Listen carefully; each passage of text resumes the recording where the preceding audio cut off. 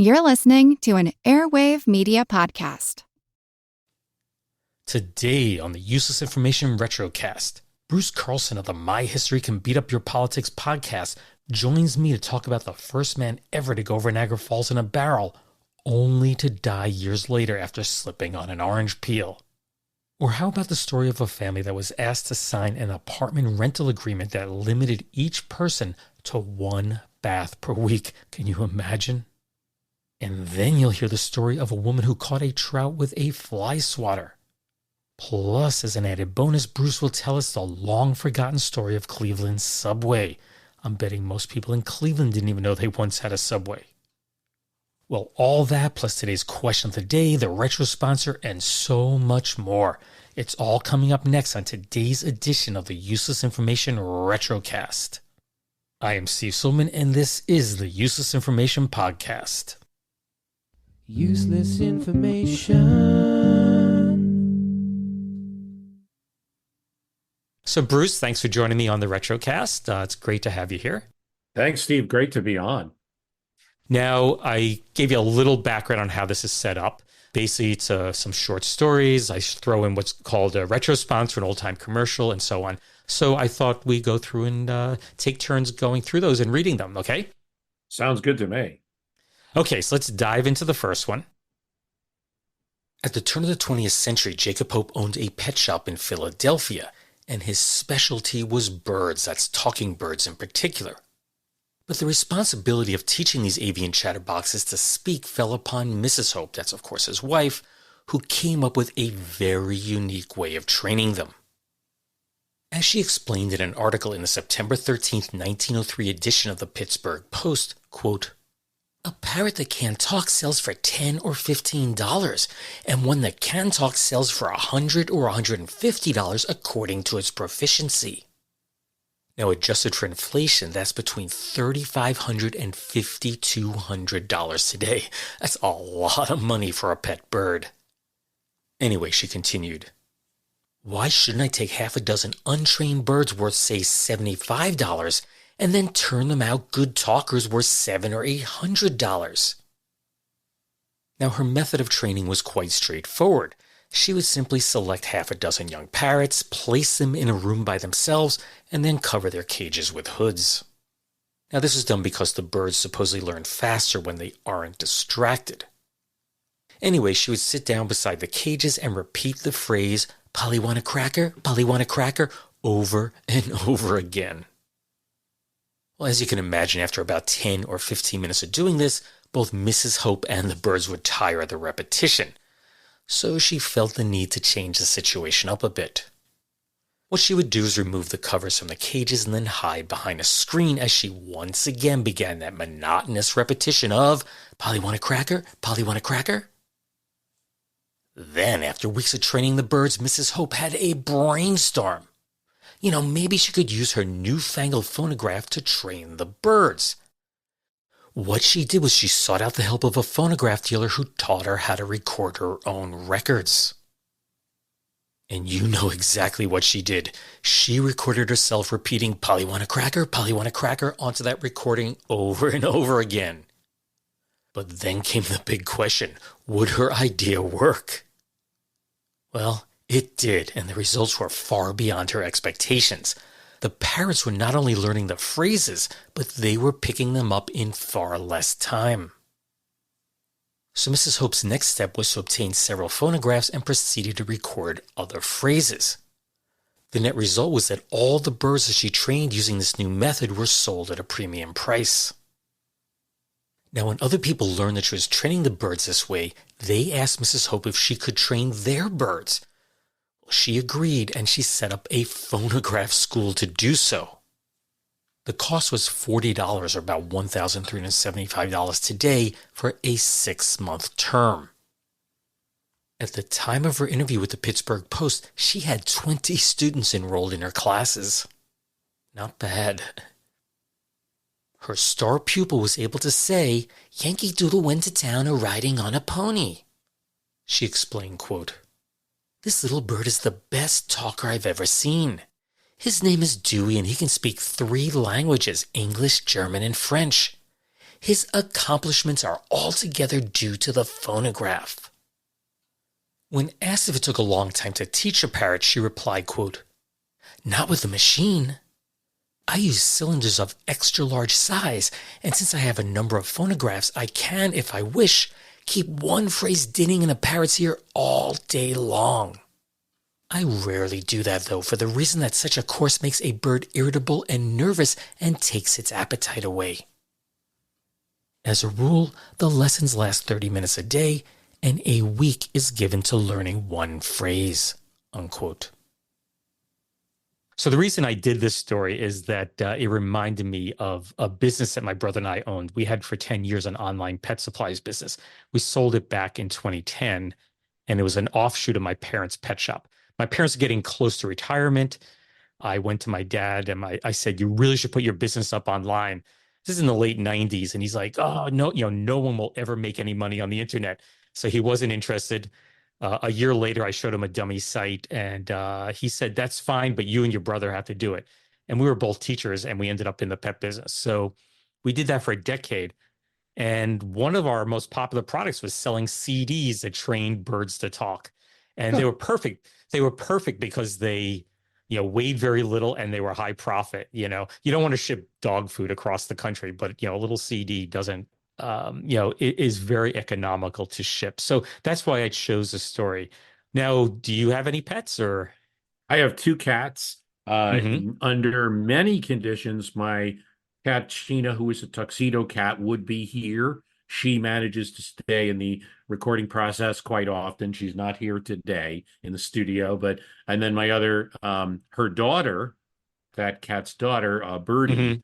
is a kind of reverse tuxedo. She's got more white than black, and Right. she does run away from the recording session. But Sheena's intrigued by podcasting, I find.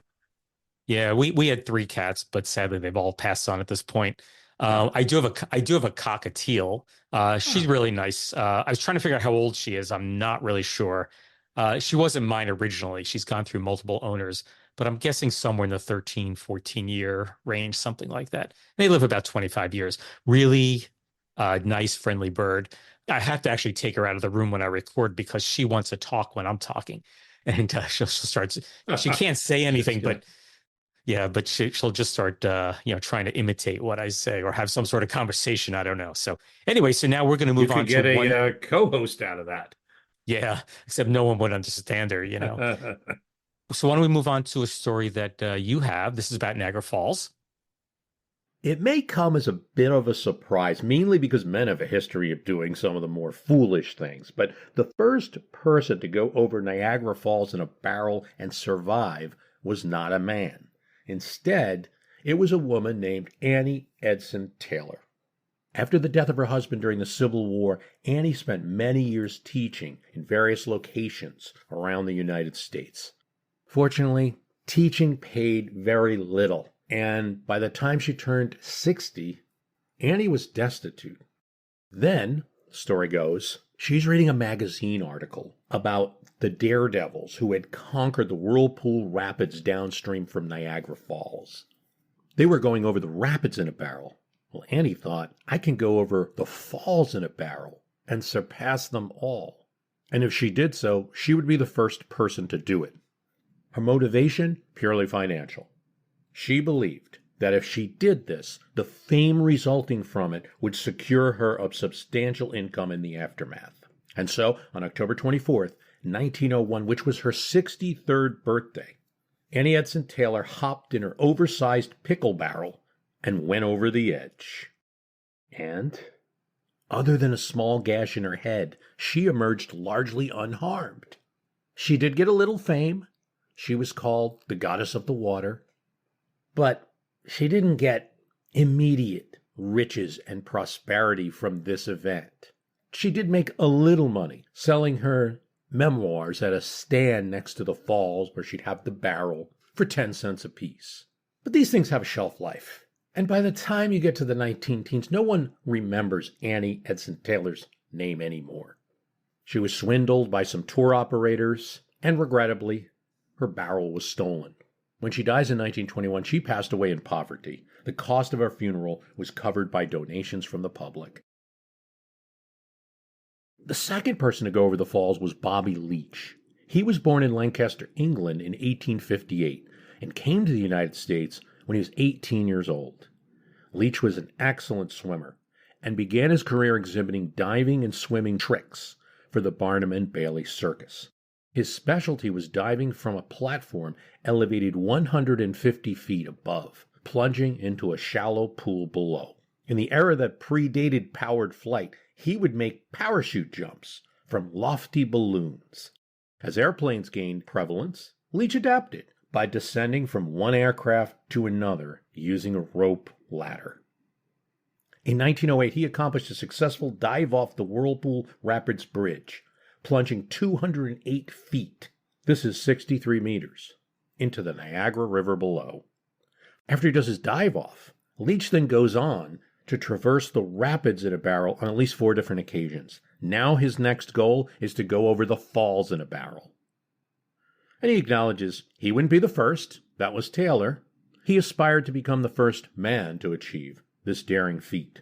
And so, July 25th, 1911, Leach hopped into his 11-foot-long steel barrel, strapped himself into his canvas hammock, and began his journey downstream. About 200 yards from the fall, the barrel struck a large rock, which broke into a portion of its wooden nose. Moments later, his craft plunged over the falls and upon reaching the bottom, vanished under the water's surface for about 30 seconds. It then pops back up, and the barrel embarks on its downstream journey and got entangled in an eddy, swirling in a circular motion for several minutes. Nevertheless, it swiftly resumed its course, and eventually a man swam out to attach a rope to his barrel and pulled him to the shoreline. Upon emerging from the barrel, Bobby Leach raised his body and excitedly waved to the crowds assembled along the river's edge. Leach seemed happy, but his body was badly beaten. He had a fractured jaw, broken ribs, both of his kneecaps were shattered. Leach would spend the next 23 weeks recovering in the hospital. Fast forward to February 26, 1926. Having recently concluded a lecture tour in New Zealand, Leach was walking down a street in Auckland and slipped in an orange peel, and that resulted in a broken leg.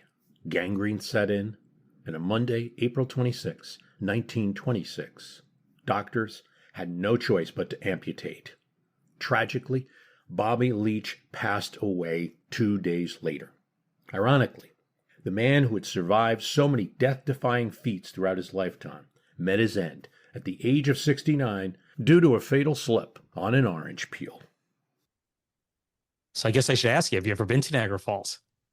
You know, I'm close to it, but I have not. And I'm one of the few people around where I live, which is right across the river from New York, who haven't been. Here's another odd fact. You talk about useless information. Useless information about me. I live in northern New Jersey, and I've been to Canada once.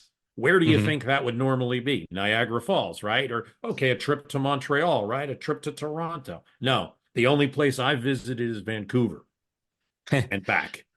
Yeah, I've never been to Vancouver. My wife has a friend there, and maybe someday we'll make our way out there. I actually lived, I went to University of Buffalo for my undergraduate, which is probably about 30 minutes from Niagara Falls. So I've been there many times. Unfortunately, it wasn't really to visit the falls. Back then, the drinking age was 18, and this is back in the early 80s, and I didn't drink.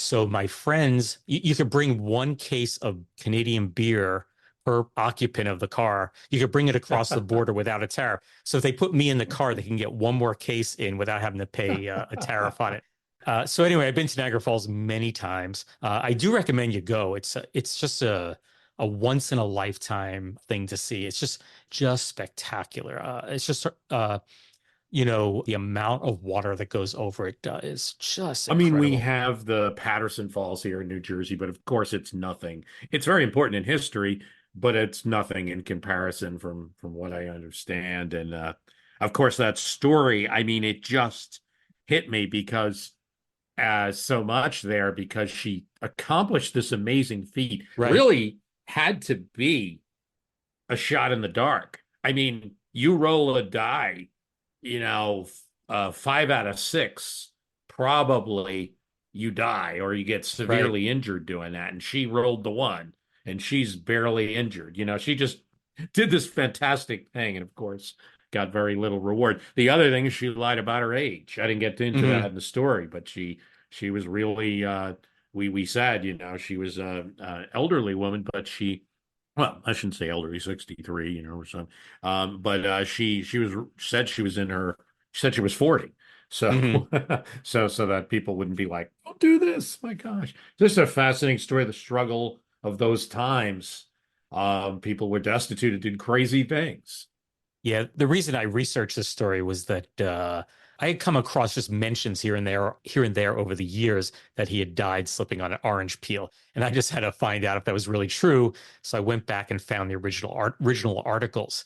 What I was kind of surprised by, I was under the impression it was instantaneous. He's walking down the street and went down and he was gone.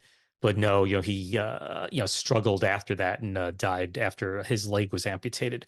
It's a sad story, but a little ironic, I would say. Yeah, he came before penicillin, very important Right. invention Exactly. there.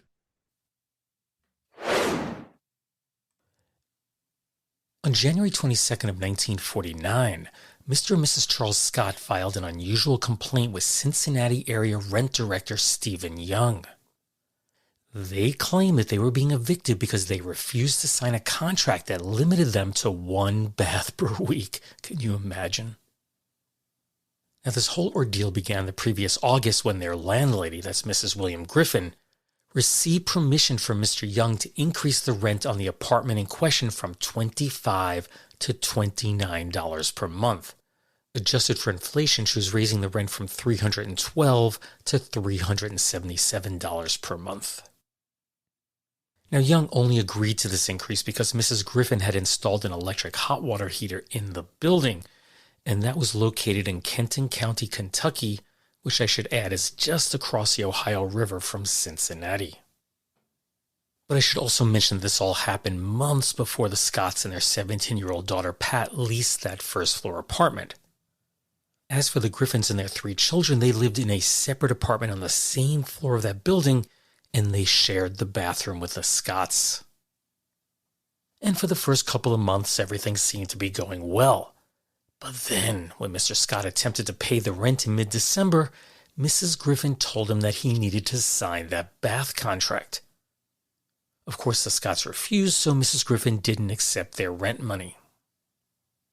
Mrs. Scott was quoted as saying, "She wanted us to limit ourselves to 1 tub a week and the members of the family to use the tub on different nights." She continued, "And she didn't want us to have overnight guests or parties." Unquote. Mrs. Griffin, on the other hand, later explained, quote, "I said no parties that disturb other tenants. There's quite a difference." Well, since the Scotts had refused to sign that contract, Mrs. Griffin padlocked the bathroom door and turned off the water. She then informed the Scotts they would have to use outdoor facilities, which I interpret to be either a tree or an outhouse. Of course, this also meant that the Griffins were unable to use the bathroom since they used the same one, but that didn't seem to faze them in the least.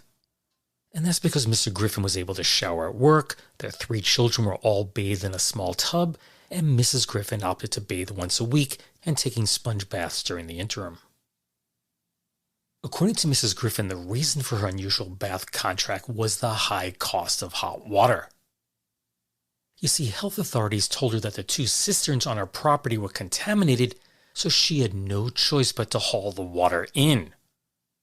She estimated that the cost to do so was about $6 per month, plus an additional $4 to heat it. Now that $10 total translates into approximately $128 per month today. The Scotts did offer to pay for their portion of the water that was hauled in, but Mrs. Griffin insisted that the cost of heating it was the real problem. She noted that her tenants were taking a total of 8 baths per week, which was the rationale for the contract limiting the number of baths they could take. And since the Scotts refused to sign that contract and had not paid their rent, Mrs. Griffin hired a lawyer to start the eviction process. So the Scotts, in turn, also hired an attorney, and that's how it ended up before rent control attorney Young. And after reviewing their case, he informed Mrs. Griffin that she would need to lower her rent by $2 per month. And that's because she failed to provide the Scotts with the hot water she had promised. But Mrs. Griffin still wanted to evict the Scotts, which required a series of hearings. Well, the case was ultimately decided by Magistrate Sue Lakeman, who ruled against the Scotts. And it wasn't so much that she was siding with Mrs. Griffin, but it was that the Scotts didn't put up a defense, so she had no choice but to evict them. Well, the eviction paperwork was finalized on March 8th of 1949, and Mrs. Griffin didn't waste any time in kicking the Scotts to the curb. Within hours, all their furniture was piled alongside the road, awaiting pickup by a moving truck. As for the Scotts, they said they were moving in with some relatives in Newport, Kentucky. We do still have in New Jersey rent control boards. New York City has them, but it's also part of some municipalities, even small ones in New Jersey do have this. And this actually comes up. I've heard of cases fairly recently where they try to say, I'm including, hot water or taking out hot water, and to get around the rent rules that way, which usually the landlord is corrected. Like some of these towns here, you can only raise it 4% per year, no more. Right. Yeah, up here where I am, up near Albany, I don't think such a thing exists. I think people just charge whatever, But I can't imagine. I mean, of course, this is 1949, and I'm thinking this is right after the war. Housing's in short supply, so I'm sure people were trying to get astronomical prices for their rents, and you'd have things like this rent control board that would determine how much you could charge and how much you could raise it by.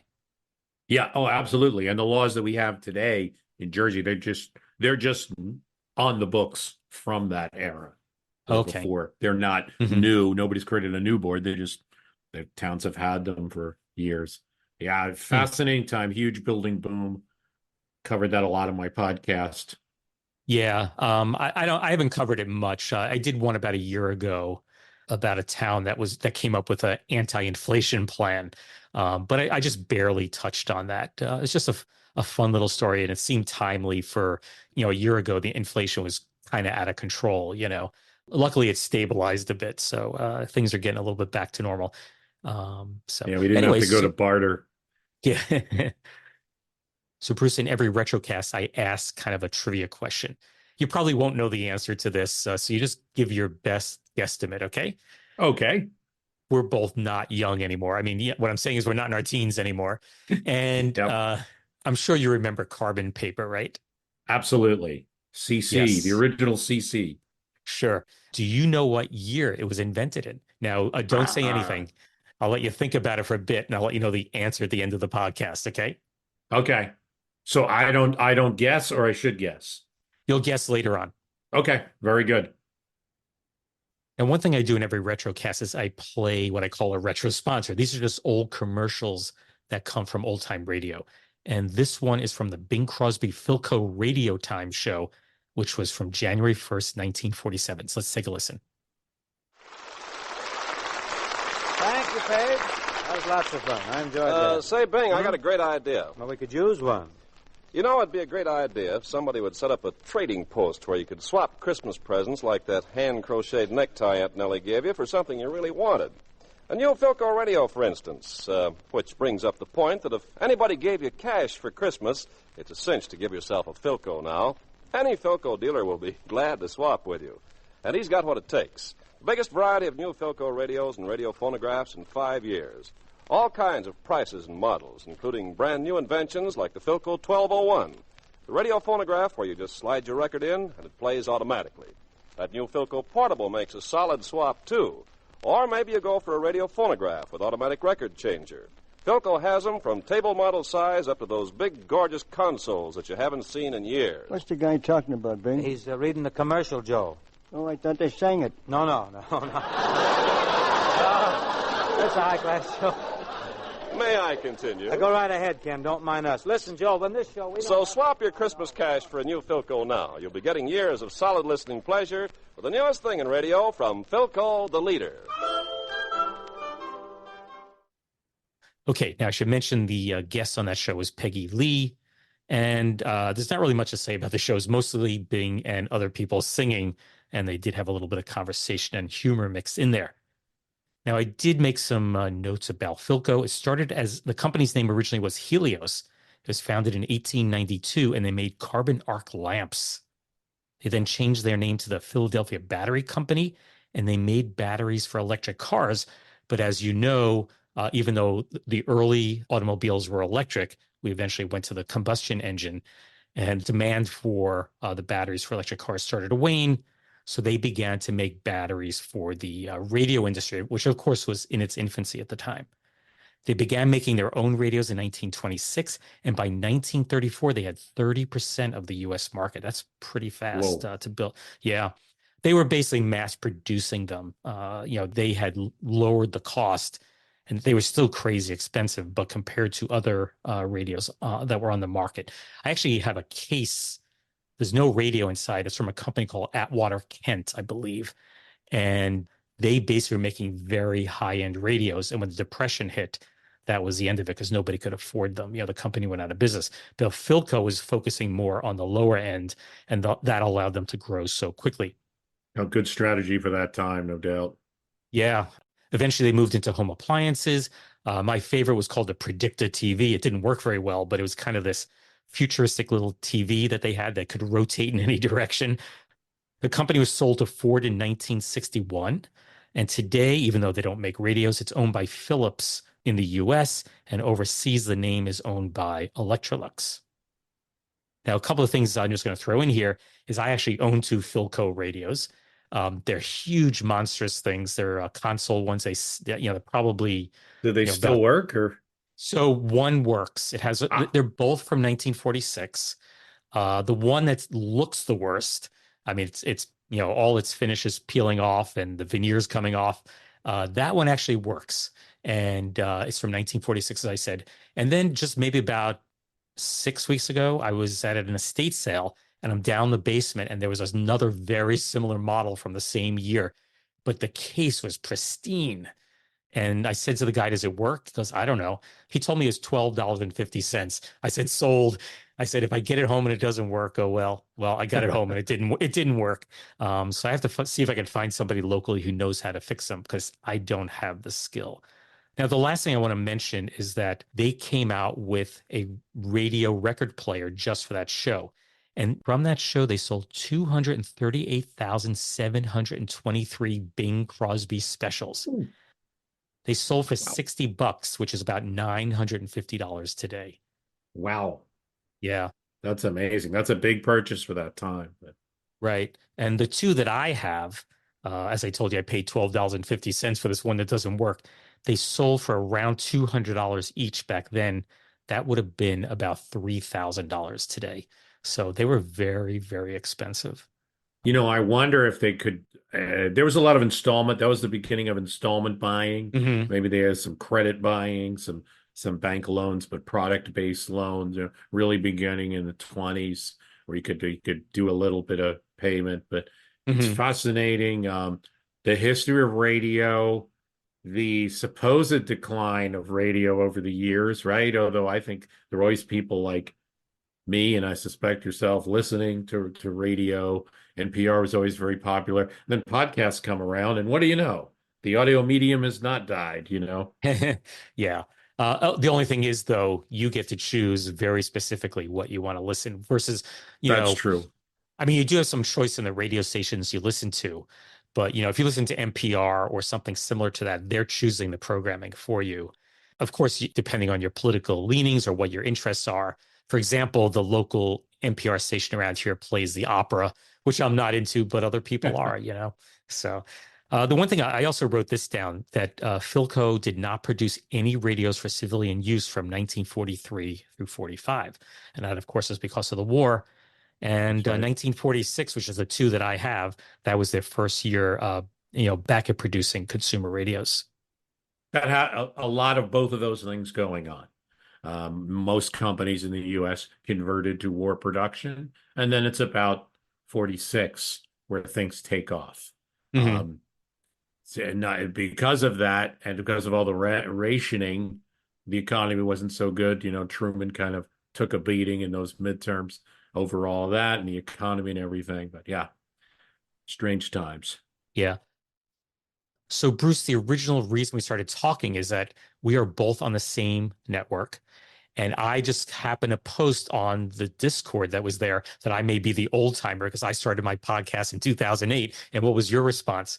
I started in 2006. Not to be a one-upper, but it's just simply the case. I started, and of course, neither of us are the original podcast at all. There were plenty of podcasts around in 2006, a few that are still around. The Memory Right. Place, Dan Carlin was alive and kicking.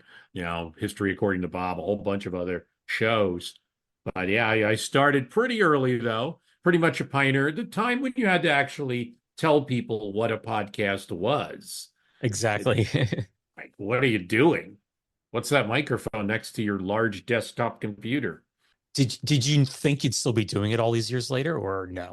Did archaeologists discover Noah's Ark? Is the rapture coming as soon as the Euphrates River dries up? Does the Bible condemn abortion? Don't you wish you had a trustworthy academic resource to help make sense of all of this? Well, I'm Dan Beecher, and he's award-winning Bible scholar and TikTok sensation Dr. Dan McClellan, and we want to invite you to the Data Over Dogma podcast, where our mission is to increase public access to the academic study of the Bible and religion, and also to combat the spread of misinformation about the same. But, in a fun way. Every week we tackle fascinating topics, we go back to source materials in their original languages, and we interview top scholars in the field. So whether you're a devout believer, or you're just interested in a clear-eyed, deeply informed look at one of the most influential books of all time, we think you're going to love the Data Over Dogma podcast, wherever you subscribe to awesome shows. The one thing I did notice is that the audience grew pretty quickly, even though it was small, which led me to believe maybe some of that this might be a thing here, this mixing politics and history thing, because it went from like 20 listeners to that 20 to 1,000 was like crazy. That happened like in the first year. Yeah, that happened to me also. And getting from the next, it didn't grow as fast after that, although it has grown to like 10 times that amount, but it hasn't grown. That extra growth was much slower, but that initial boom, people told me we were looking for something. We were talking about radio before, the limited amount of choices and things, and that's the way podcasting was then. There were a lot of podcasts, but not enough to where if I did something about, say, President Grover Cleveland, I might be the only one on iTunes, which was Apple Podcast at the time. I might be the only one on podcasting that had an episode on Grover Cleveland. Right. When I hit my first 1,000, I was a teacher, so I just figured it was all my students. I figured word got around the school and they were subscribing, but then I started getting messages, emails from other listeners around the world. I was like, wow, maybe it's not just my students. And yes. At this point, well, of course I'm retired, so I don't really see my students, but if I get messages and things like that, it's no one I recognize. It's very rare. So it's kind of nice to get out to recording out to people that aren't just necessarily friends of yours, Well, I think the interactiveness of podcasting has always been present and is always a feature of it, is always a benefit of it. I mean, sometimes you don't like it, the feedback that you get, but so in some ways the listeners and I do the show. Not totally. I'm doing the show. You're doing your show. But they do definitely guide. They everything from how you do an intro. That was a listener kind of like, hey, you should do things differently, and the idea comes out of it. To topics, Q&A episodes. It's always been much more interactive because the audiences are small enough to be able to reach out to them, and we're available enough. Although I have to say, the longer I do it, the harder it is to be available to everybody. But it's more it's always been great to be an interactive medium, and it helps you keep going. The listeners, when they say, "Look, this is great. I like this episode." That feedback's important. Support your podcasters, people. So, what's your background? Are you a historian or do you have training in something else or what? A literature major, actually, but one of the things was I always, read a book. Sure, I love reading books. My college training was to examine literature, but I always liked examining the life of the writer, and I always liked history.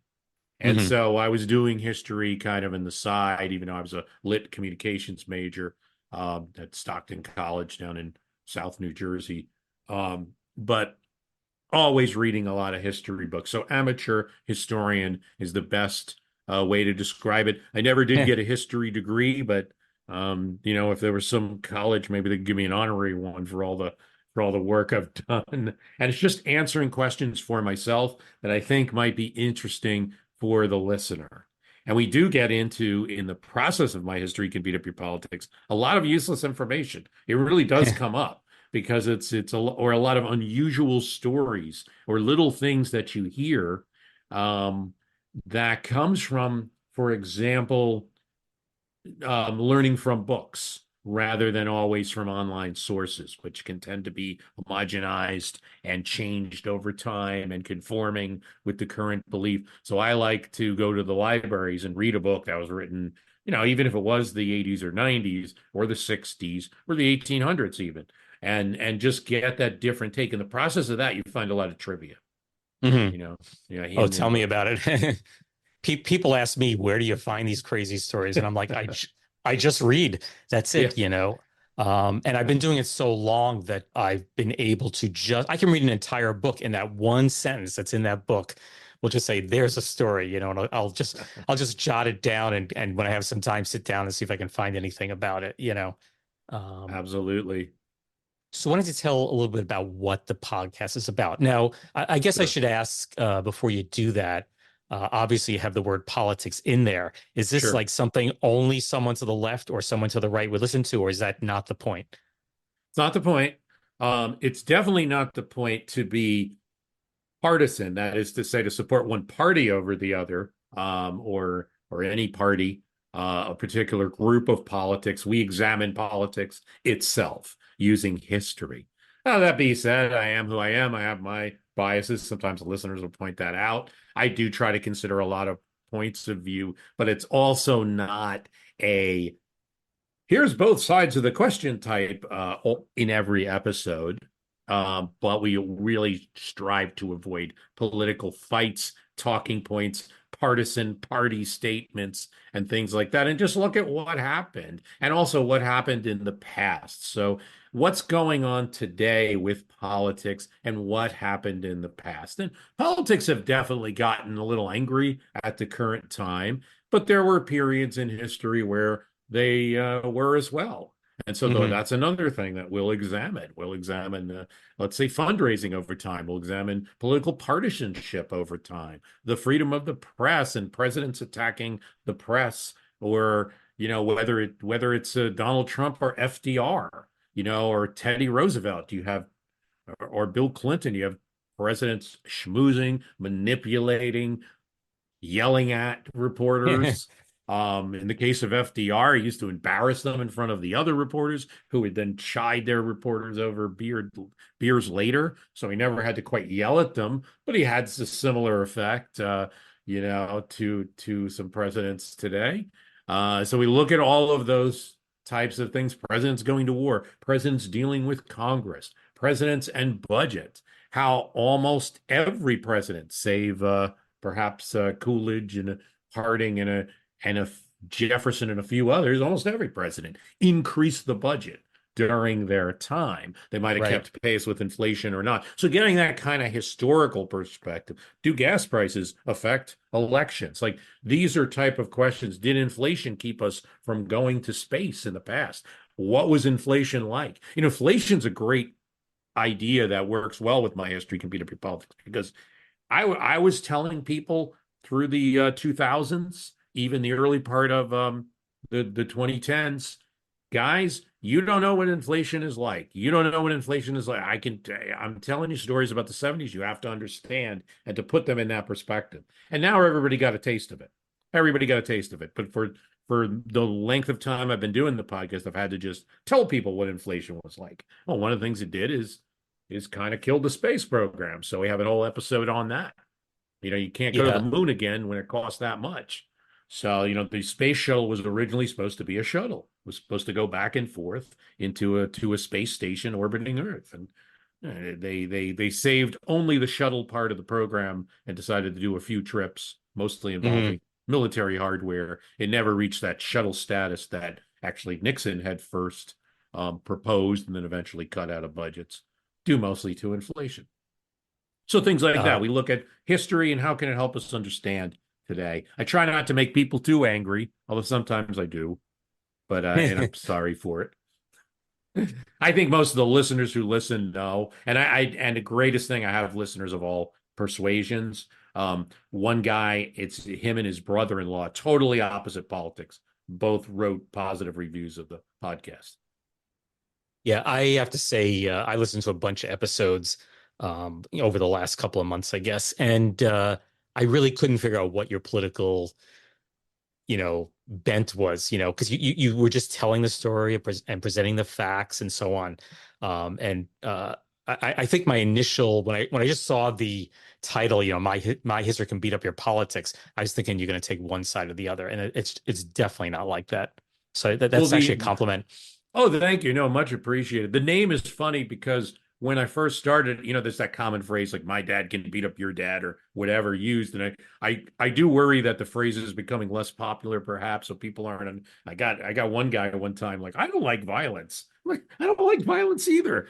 I'm not beating up anything. It's very tongue in cheek. It's almost like philosophy can beat up science. It's just, think of it that way. It's history can beat up politics. Hopefully, the telling of history could change your perspective. Maybe it won't change what person you're voting for, but it would change how you view an issue. Like, oh, there's a little more to it than that, perhaps. And I try to focus on that more than I try not to jump to a lot of conclusions. I used to do that more. Say, here's what you should think about this story. And I've, over time, let the listener do that for themselves. So, Bruce, I asked you to choose a story that my listeners might like to hear. So what'd you choose? On my podcast, I covered how Cincinnati has an entire subway system underneath it, and many residents have no idea, and it's not operable. So in 2007, a Traco was working on a new parking garage for a hotel, and all of a sudden it gets stuck in the ground. Okay, just keep kind of revving back and forth. That's the normal way to get yourself out. Oh, no. It partially flips over because the ground is sinking. And they're like, is this a sinkhole? I mean, the construction crew has no idea. They ask engineers in the area, they have no idea what's going on. Maybe it's some kind of sinkhole. Even some town agencies in Cincinnati aren't aware till they start asking historians. They say, yeah, you hit the Cincinnati subway that's there. The what? And historians knew that underneath that ground was a tunnel originally constructed to be a subway system for Cincinnati, a city that currently does not have one, that relies mostly on cars. Buses is a key part of its transit system in that city. And although I have to say the story has gotten out a little more than when I first reported on it, there's more websites and YouTube and things like that. I would say most, or I think a better word is many Cincinnatians do not know that there's a subway there. And at least one government agency at the time had forgotten about it to tell the construction group. And it's largely under the streets. There are parts of Cincinnati where you'll see these gates that are usually padlocked, but the problem is that we're not talking about New York City here with a lot of patrol capacity and to keep going and a lot of maintenance crews and to keep going and revisiting sites. There'll be people who want to go into some of the sites, do their graffiti or what have you. They'll break the padlocks, and in a lot of cases there remain padlocks. I was told by one Cincinnatian that generally if you want to get in there, you can get into this lost ghost subway system, because usually the padlock will not be locked. They are right now dark. dank tunnels, often filled with graffiti. There are YouTube videos up there. If you want to see, just type in, Cincinnati subway. You'll see YouTube videos of people walking in. Sometimes the water that accumulates in some of these subways is disgusting, and there's a lot of water and there's garbage strewn over it, and it's kind of musky and everything like that. But the thing to think about it is as if an entire subway system was built. Tunnel, the spot for the tracks, the ledges or the platforms where people will stand on, and the tunnels in between for miles and miles. But there are no trains, and in most cases, no tracks built. Did it ever open, or it was abandoned before it ever opened? It never opened. So the story behind it is, and a good way to understand is that, Cincinnati, if you get to the turn of the century, it is still a growing city. It's the 7th largest city in America, Cincinnati, Ohio. Cincinnati, Ohio has a long history with America. If you're talking about the 19th century, Cincinnati is constantly showing up as kind of the wonder city, growth city. It's right on the Ohio River. It's a great position for freight shipping and steamboats. The steamboat era just helped Cincinnati even more, though it also sent traffic more to St. Louis and other areas. The Erie Canal hurt it a bit, but still the growth city. It's getting some of the big. I haven't heard of a political convention in Cincinnati in a long time, but it had political conventions back in the 19th century. It's a pretty big city. One thing as you reach the turn of the century, even though it's 7th largest city in America, it's getting eclipsed by, say, Chicago and New York. And one of the things they have is much better transit systems. Mm-hmm. And at this time, before the automobile is taken off, the thing that can really grow a city's economy is a transit system. And so you have, your streetcars. And we know streetcars in history. We see them above the ground. We see people dodging them in some old films, like kids running down the street across the tracks before the train comes. And the team, the LA Dodgers, which used to be the Brooklyn Dodgers, that comes from Dodgers, people dodging trains. Well, there's a problem with that, because you also have, if we're talking about 1900, still have a lot of horse and buggy traffic. We still have some automobiles, and those streetcars are taking the same roads that those other forms of transportation are taking, in addition to pedestrians. So it's just taking up space. It's something to dodge. And so you can only do so much with those. So most cities, including New York, turn of the century, let's get this underground and develop a subway system to help grow the economy. And Cincinnati is a little late to the game, and that's going to be part of the problem. The other thing is Cincinnati is not unlike a lot of American cities. There's some politics involved. It is in the grip of a political machine. In this case, because it's Ohio, around the time we're talking about, this would be a Republican political machine. There would be several factions within Republican politics. For instance, this machine that controls Cincinnati, that's going to be the Cox machine. And James Cox is later going to run for president. You see, Cox Papers is still a name that you might hear, still influential. George Cox was the kind of the boss of Cincinnati, and he would be backing, say, James Blaine, Republican president. He would be backing William Howard Taft, comes from Cincinnati, connected with this group, where people like Warren Harding, other Republicans, not in Ohio, not big fans of the Cox machine in Cincinnati. And Cox owns a saloon, and he doesn't get a permit for something from the city, and so they rued the day that they didn't give him his permit, and he developed an entire political machine. He took over the city. If you wanted a job, you had to go to his saloon and get a job from Cox. In addition, he has connections to Taft and all the other big national politicians who want to win Ohio and win the votes of the city of Cincinnati. So, but Cox dies in 1916. Before he does, he puts forth this idea of let's put together transit system, which also involves a lot of jobs and a lot of money that can come in from possibly from state and some federal resources for that. And you can also float. Actually, at this time, the main source of revenue would be floating municipal bonds. So it's a $6 million project, a lot of money in that time. He dies. The machine is taken over, the political machine, by his lieutenants. The boss actually runs the politics in Cincinnati, but doesn't want to live there. So he's in New York. But they do the bond in 1916. They have the slogan that says, "Old Cincinnati can't, new Cincinnati can." The citizens get together. Subways are really popular at this time. It's overwhelmingly voted for. Well, couple things are going on. In 1916, by the time they actually get the bonds going and get any construction started, they are late in the game.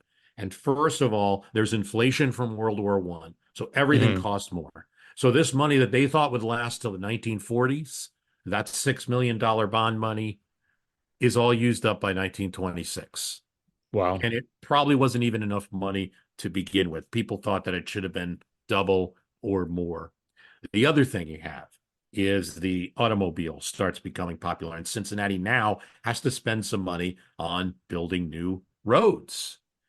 And the subway's being built very slowly while the roads can be built in a quicker fashion. On top of that, politics change. And there is a new mayor, a Season Good, who has absolutely no interest in the old machine, wants to kick out the corruption, and Season Good wins election to city manager.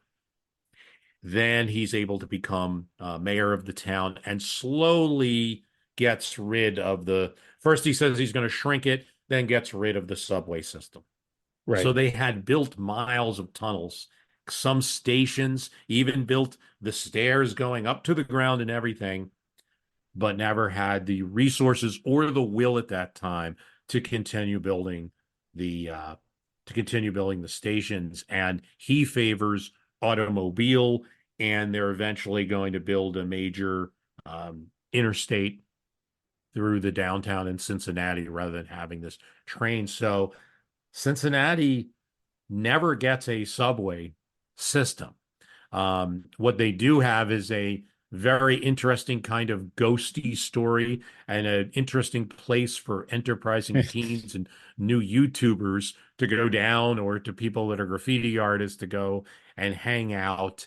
From what I understand from people who have been there, it's not really a place where, because it's so cold and dank and the air is not great, it's not really a place where even a lot of homeless ever stayed. It is occasionally checked by the city and patrol, but not all that much.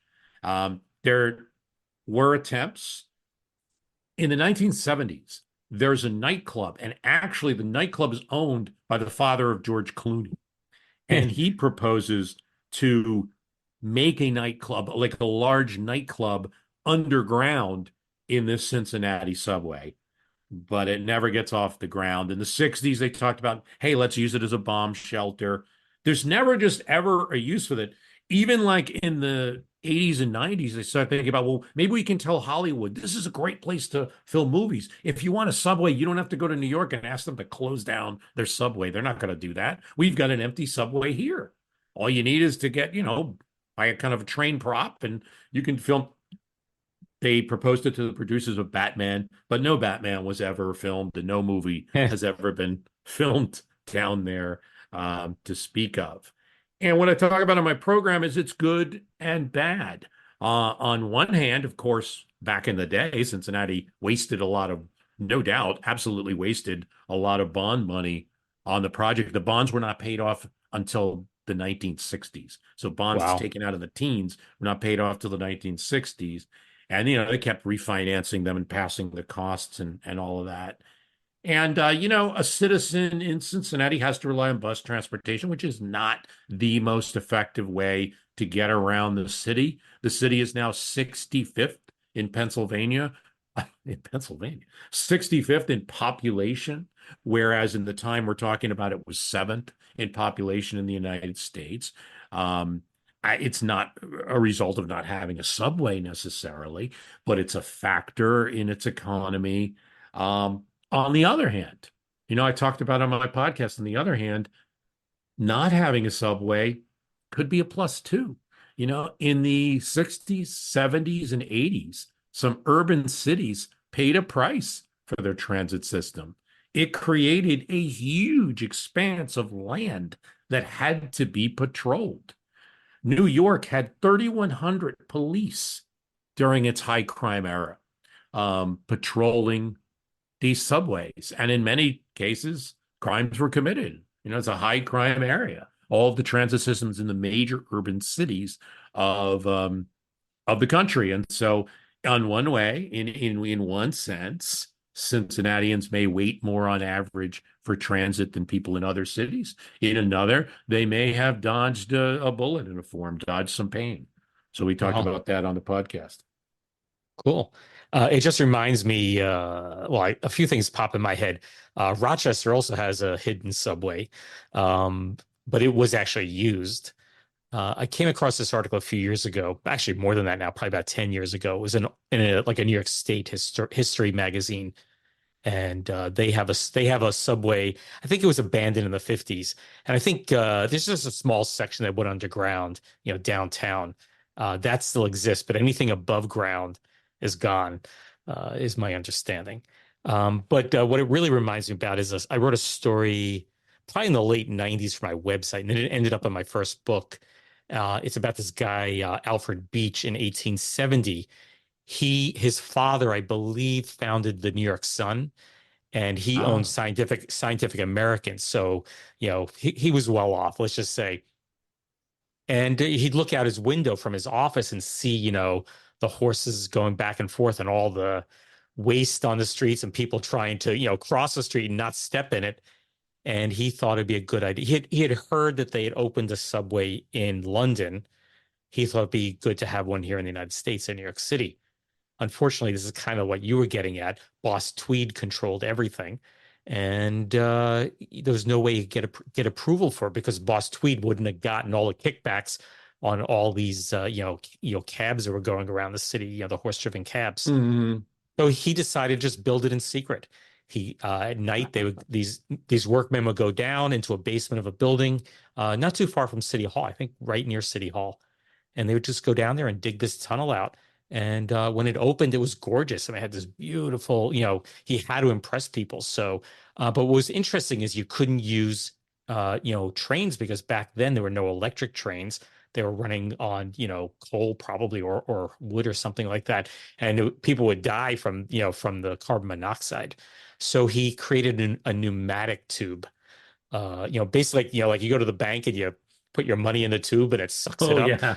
And that it was just a giant version of that. And people went down there and they take a ride on this thing. But he never made any money on it, and it got sealed off. And when they were building the City Hall subway station, they actually knew it was there. Mm-hmm. But when they were building it, they broke ground, and there it was, fully intact, sitting there. And eventually they just put up a plaque saying this is where it once stood. But my understanding is the plaque's long gone, Yeah, I mean, I think you can still go to the area. A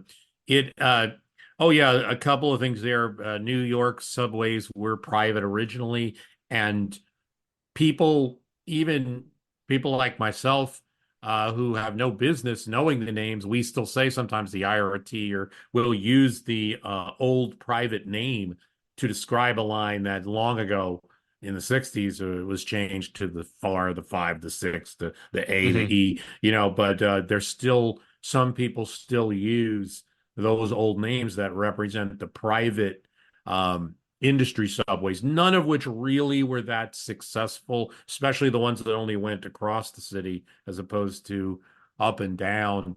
And the pneumatic subway, yes, when it opens, the mayor of New York City is George McClellan, the general from the Union general from the Civil War that Lincoln had some quarrels with. It didn't feel like he was attacking enough and all of that, but still a popular guy in New York. His son, George B. McClellan Jr., is the mayor. And so he takes the first like ceremonial drive, except that they're like, Mr. Mayor, this is just a ceremonial drive. Oh no, he wants to use the controls and drive the thing.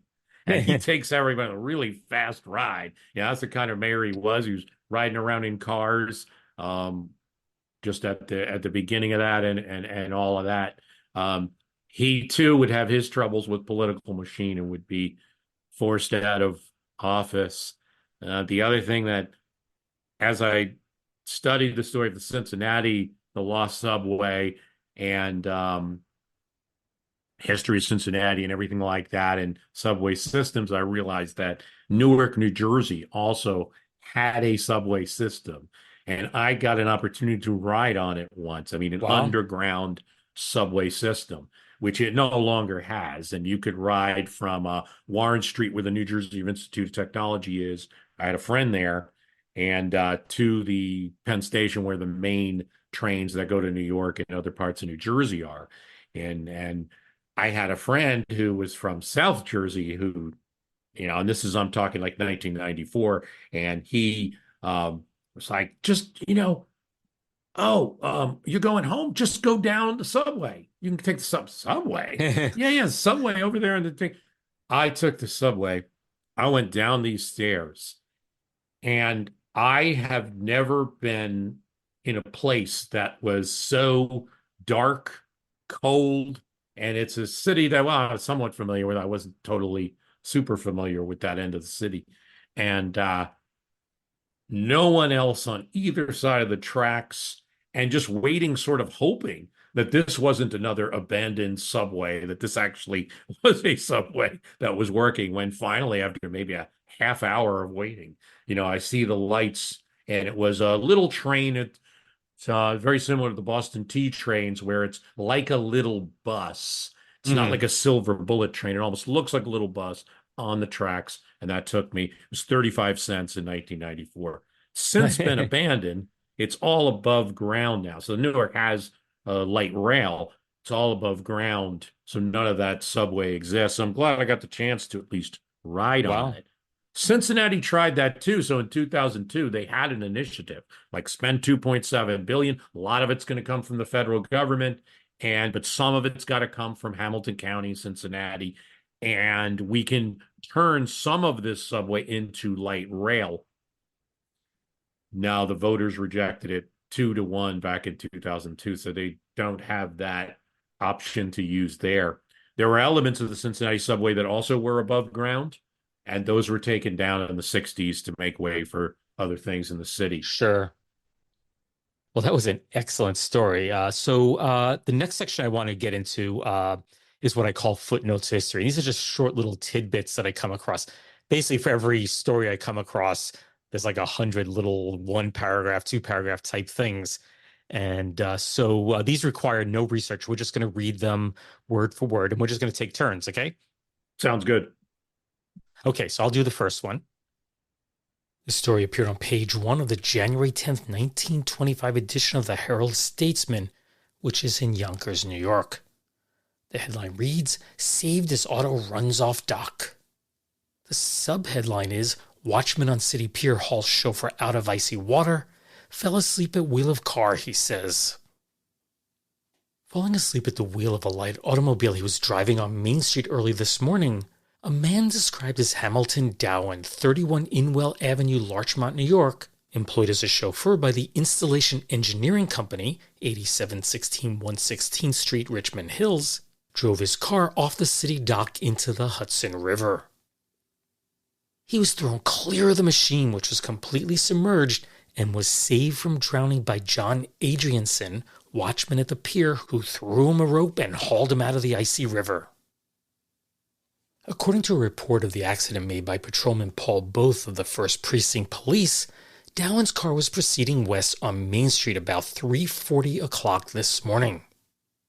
The car passed Buena Vista Avenue, continuing under the New York Central Railroad trestle to the city dock, where it crashed over the string piece just to the left of the entrance to the Recreation Pier, falling into the water of the slip between the pier and the National Sugar Refinery. Adrianson, on duty at the forward end of the pier, heard the crash as the car hit the string piece and turned just in time to see the machine plunge over the edge. He ran to the spot where the car disappeared and saw Dowen, who had apparently been awakened as he struck the cold water, floundering about. Dowen was able to grasp a rope which the watchman threw to him, and he was hauled to safety. He was removed to St. John's Hospital in an ambulance which was summoned by Patrolman Both. Dr. Herbert Zerner found that the chauffeur had been uninjured but detained him at the hospital for observation. Later this morning, it was said that no serious effects of the immersion had developed. Dowen was questioned at the hospital by Patrolman Both, who quoted the driver as having said that he must have fallen asleep at the wheel of the automobile, as he had no idea where he was going when the accident happened. At Dowen's request, a wrecking crew was sent to the dock to lift the machine from the water. Mechanics succeeded in getting a line to the car, but because of the high water, they were unable to raise it this morning. Another attempt will be made to move the car at low tide this afternoon. There's not, New York, can't beat it. There's a story every day in the city. Oh, that is true. What this story reminded me of was in 1986. I was in graduate school at the time, and my brother was graduating from college at SUNY Oswego. And my parents wanted me to come home to watch their pet shop so they could go to my brother's graduation. So I come home. I said to my dad, let's fix the sink in the bathroom. It was leaking. So we go to the plumbing supply. We come home, and I should tell you that my parents' pet shop was originally in their house. And I look, and there's a car sticking out of the house. A woman fell asleep at the wheel on the way home from work. A straight road, fell asleep, took a left turn, went right into my parents' house, took all the fish tanks on one wall, and they all went flying into the other.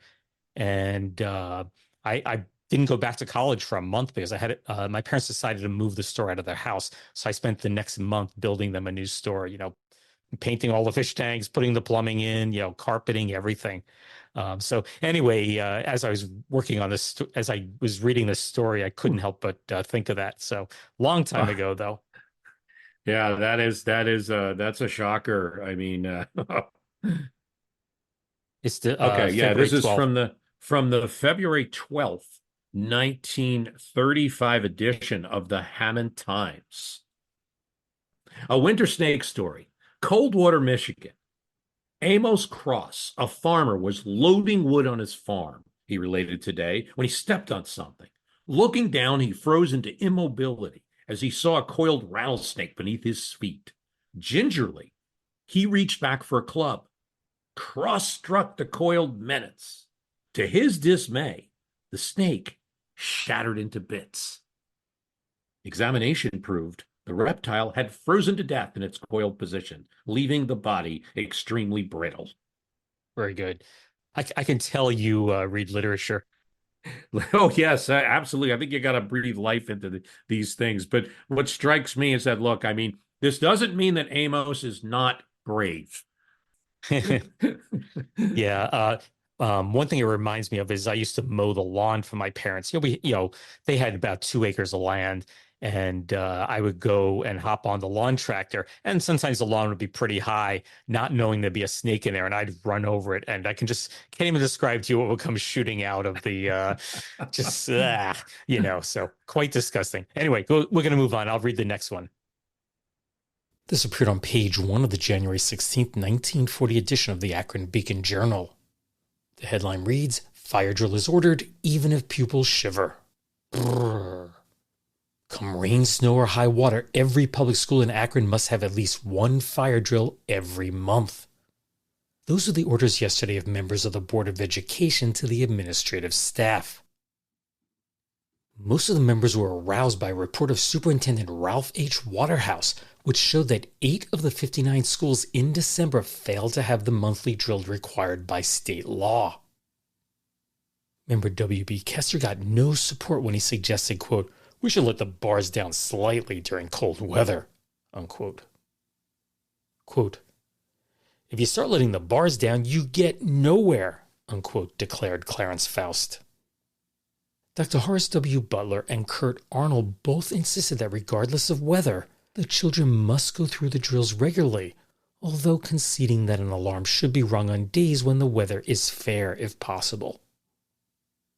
Waterhouse reported that at a recent meeting of principals, he had insisted that, quote, there must be no exceptions, unquote, to the fire drill rule. Members discussed the possibility of making arrangements so children could get their coats when the alarm was rung, but Waterhouse said this would cause too much confusion. So, Bruce, do you remember doing all the fire drills in school?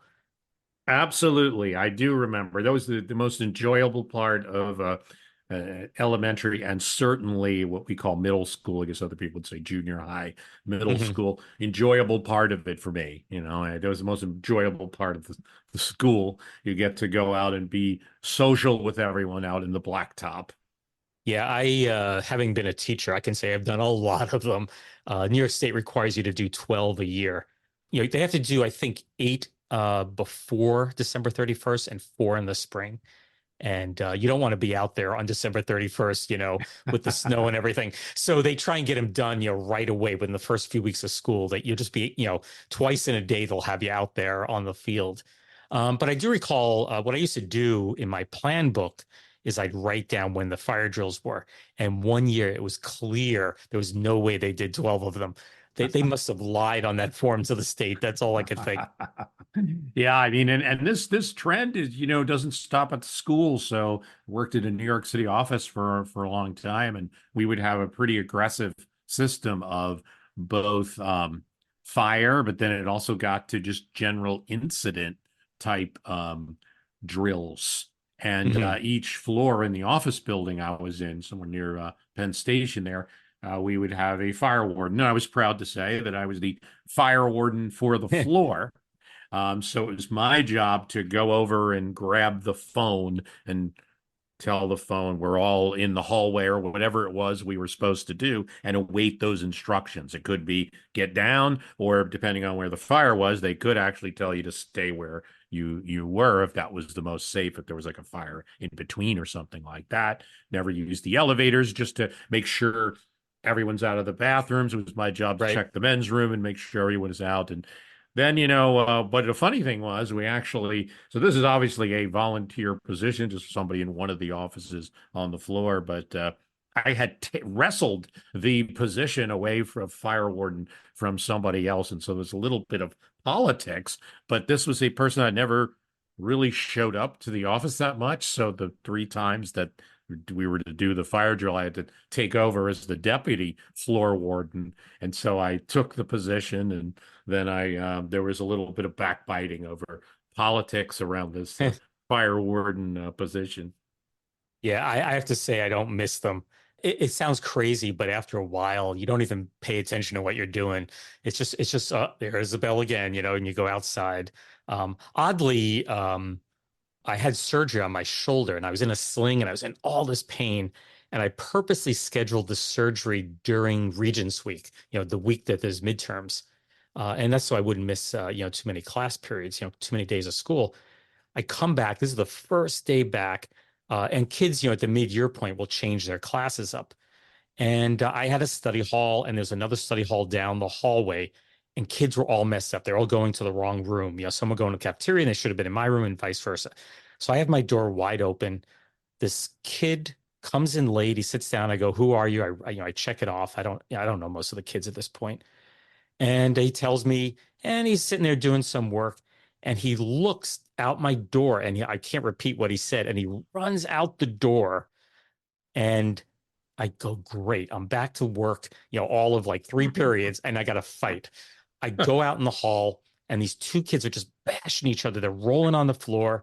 And I see one of the kids has a plain white T-shirt on, and there's blood on it. So I'm like, okay, who's got the bloody nose? And, I'm watching and watching. I can't figure it out. And finally, one teacher comes running. I can't do anything. I'm in a sling, A teacher comes running down the hall, pulls one kid back, another kid pulls the other kid back, and they separate. And I go back in my room, and one of the kids goes, "He had a knife." I'm like, what? I didn't see any knife. So I get all the kids back in. They get on the PA system, like, shut the doors, don't let any kids go anywhere, blah, blah, blah, blah. Basically, they couldn't find the knife. So they were looking for it, and what they learned eventually was the kid who did the stabbing, he dropped it in the garbage in the nurse's office, because it turns out he didn't stab the other kid. He opened it and it closed on his finger. Oh, okay, I got you. Yeah. So, Yeah, that's but the crazy part of it is we had practiced all these emergency drills, lockdown drills. It was code blue for this and code red for that. And this is the one time we needed to use it, and it all went out the window, just forgot about it. Just shut the doors and don't let anybody out, so. Always felt bad for teachers. They don't teach you that as part of the training. You're gonna have to break up fights. Yeah, oddly, I didn't have to break up too many over the years. It just kind of comes with the job. Maybe one every 2 years or something like that, and I'll hopefully never have to do that again. So, okay. Hopefully. So, Bruce, you're going to read the next one. So, why don't you take that one? So this is from the August 19th, 1955 Lansing, Michigan State Journal. Mm-hmm. Catches a trout with a fly swatter. With the help of her two sons, Mrs. John Johnson caught a 4-pound, 24-inch trout with a fly swatter. 7-year-old Steve spied the fish yesterday near the shore of the Round Lake in this upper Michigan community. He called his mother. She dashed out of the house with a fly swatter and took a cut at the trout. It jumped right onto the shore and between the legs of 12-year-old Johnny. That's a way to do it. Yeah. Oddly, because I do these retrocasts, but I alternate them with full-length stories. And way back, probably about 3 years ago, I did a story called A Nose for Fishing. And it's about this guy. He accomplished all these things in his life. But when he was 7 years old, this is 1873, he was out with his mother in a boat, and he looked out over the boat, and a trout basically jumped up, grabbed his note. He pulled back, and he caught the fish with his nose. And for the rest of his life, he was known as the guy who caught the fish with his nose. I wrote that for my third book, and the editor didn't like. I love the story, but my editor didn't like it, so it got rejected, and that's why I did it for the podcast. People like that story. That's crazy. We had definitely a different view of things, or maybe written word. Maybe it's a better spoken than written word. Maybe. I don't know. I tend to like these human interest, little quirky stories, and that one really fit what I do. So, okay, so I'm going to do the last one. This is from the May 12th, 1966 publication of the Akron Beacon Journal and appeared on page 1. The headline reads, Beetle Locks Get in Swim, Chicago. And it reads, Beetle-length hair and the problems surrounding it have reached the bottom of swimming pools. Quote, It clogs up the strainers and the drains, unquote, Vernon F. Herlin, Director of Recreation for the Chicago Park District, declared. Pool operators have dealt with the long hair problem in the past by requiring women to wear bathing caps. Men, because they wore their hair short, were exempt from the bathing cap rule. Now, when a young man may have longer hair than his girlfriend, pool owners are revising their thinking.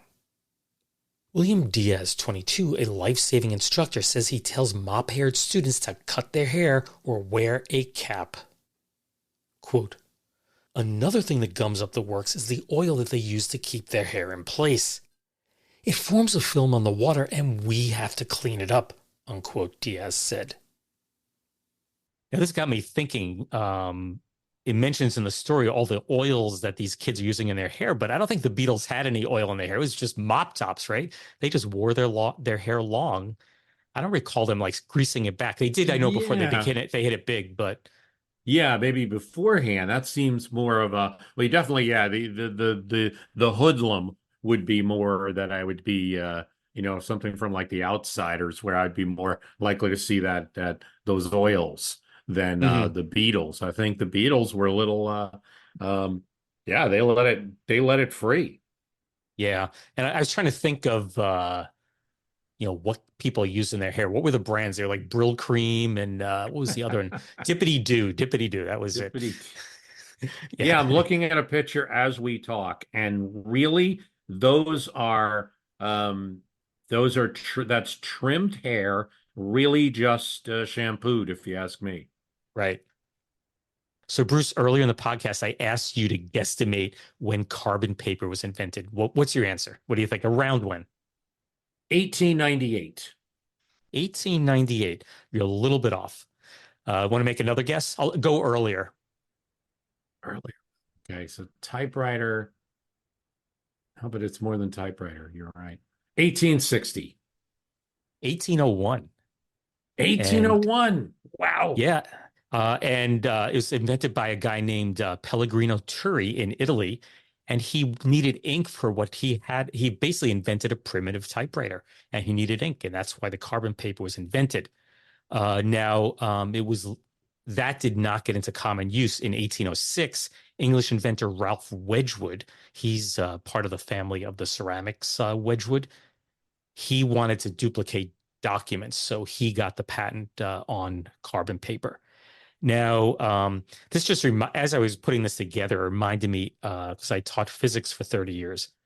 I would give the kids carbon paper for the lab. A ball would hit it, and it would put an impression on the paper underneath.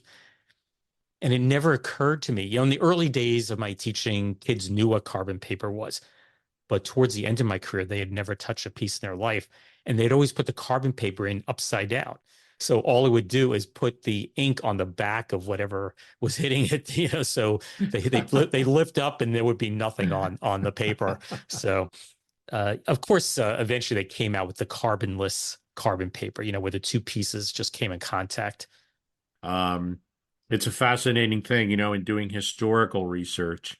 An author had said that the Kennedy administration, there's so much information on John Kennedy's presidency because a lot of it was done because of all the carbon paper, because they would sometimes throw out the first copy of documents and even the second, but some of these had triplicate paper. They would find that carbon copy somewhere. And so there's so much information. And his point was that, if all of it was read, maybe AI can do it. He said that the draws that he had to go through of information to write a book, he knows he didn't get everything. Right. So maybe AI someday can tell you really what happened in the Kennedy presidency, but from all those carbon sheets. One of the things I've been doing recently is going back through my old episodes because I recorded them with a really junky microphone and, research wasn't that great back then. It was very hard to do research online. So as I'm doing this, I actually still have all the file folders for each episode. And when I pull them out, I realize, A, how little information I was writing those stories based on. But second, just even in the last 10, 15 years, how much information has become available online. It's just so much easier to do. And every day there's just more and more and more. There's more and more you do. Oh, I find definitely doing my history that you have to check and recheck. You have to check little things. Just, little details, especially are the things that'll trip you up if they're wrong. One source may go a little haywire on something that's only a guess or something said by one person, and you can but you can also get episodes out of those controversies. Like there's the whole 1820, did James Monroe get a electoral vote against him or not? Was it an accident? Was it somebody trying to preserve Washington's memory, or did they actually not like Monroe? I did a whole thing on that with the 8 different ways it could be interpreted and all of that. So, Bruce, I just want to thank you for being a guest on this Retrocast. It was great having you on. The story about the subway in Cincinnati is great. I had never heard that one. And people tell me I know more useless information than anybody, but that's one I definitely had never heard. So just quickly, where can people find your podcast? www.myhistorycanbeatupyourpolitics.com or on Apple Podcasts or Spotify, YouTube, wherever you're listening to podcasts. Yes. Thanks for having me on, Steve. It was great. And, we are a part of Airwave Media Network, both of us. That is correct. This has been a great time. I really enjoyed it. Sometimes I think I'm talking to myself, and it's nice to have another human to share it with. So again, thanks, and let's say goodbye to everybody. Bye. Bye.